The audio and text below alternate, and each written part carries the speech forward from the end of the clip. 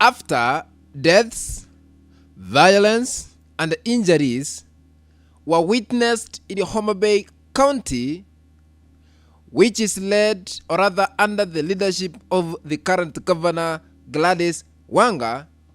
Now, the International Criminal Court, ICC, has now been urged to investigate and establish what is really happening in Kenya's political landscape.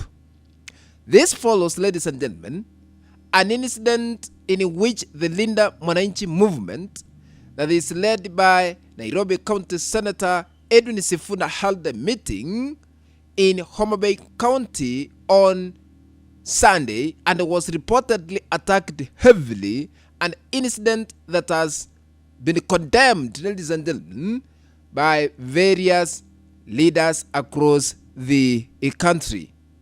Now, there is tension in Kenya currently. Ladies and gentlemen, before I continue, as you continue watching this clip, I request you, I beseech you, to hit the like button. Once you are done, if you are watching for the first time, or rather if you have been watching and you have not subscribed to our YouTube channel, Mwana Kenya Media, where we don't sugarcoat but we always put news as it is, I'm requesting you to consider subscribing by hitting the subscribe button so that you can be subscribed. Remember, once you are subscribed, turn on the notification bell so that the moment we upload any new content, you'll be notified that Mwana Kenya Media has uploaded a new video clip to watch. Without wasting your time, back to our political analysis. Be blessed by God for your great support you are giving us. Now, Kenyan lobby asks ICC to monitor closely politicians, security chiefs ahead of 2027 elections.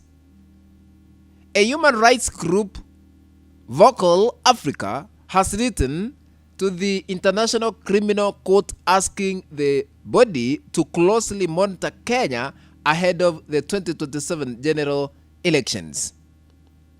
Now, in a letter seen by Mwana Kenya Media, the group warned that political leaders and the security officials could face individual criminal responsibility if they order, facilitate, or contribute to crimes under the court's jurisdiction.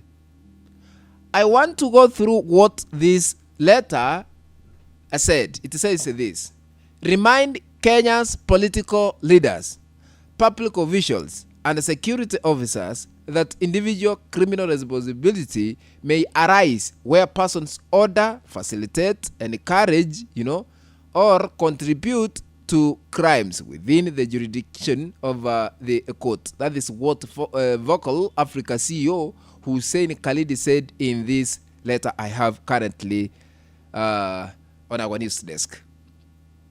This letter continues to say, issue an earlier warning to all political actors and state officials against incitement, mobilization of violence, and other conduct that may contribute to the commission of crimes within the jurisdiction of the court.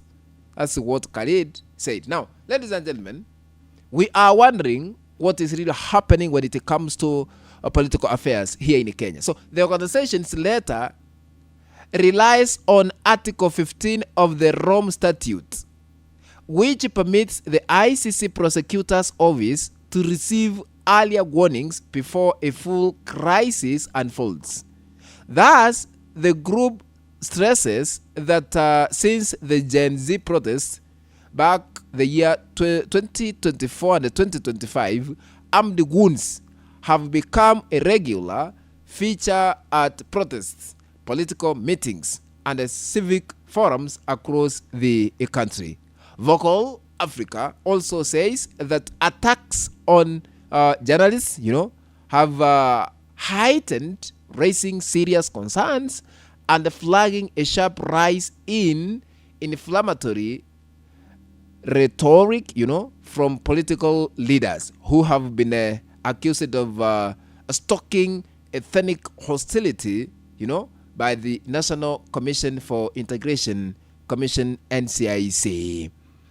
Thus, the lobby has issued 5 ultimatums to the ICC, urging the office of the ICC prosecutor to note Kenya's deteriorating political, security, and human rights situation, to retain the communication under Article 15, and to perceive and analyze information on possible crimes ahead of the 2027 general elections. Now, ladies and gentlemen, the organization has also called on the office to focus on individuals and networks financing, directing, or protecting gangs that attack civilians, journalists, protesters, and the political opponents, warning leaders and the security officers that they bear individual responsibility for such crimes.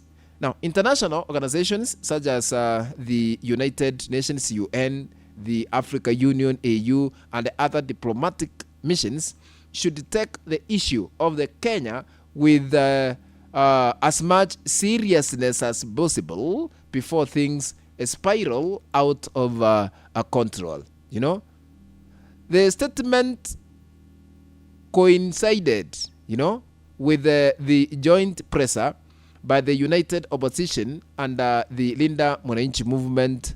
There is a statement which was released by the so-called alternative government led by Martha Karua, who echoed similar calls for ICC intervention ahead of the next year's general elections, urging the ICC prosecutor to monitor Kenya closely.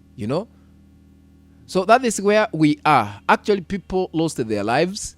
They were 4, according to the news we have currently in Homa Bay. More than 50 were injured, and actually many of them are admitted in different hospitals, as it alleged. They are receiving treatment.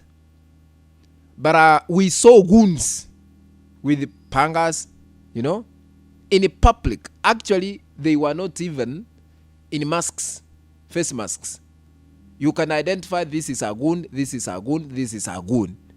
But investigation should be launched to know who was behind the goons who attacked Linda Mwananchi leaders when they had their political rally in Homa Bay on Sunday. People were injured, people were killed.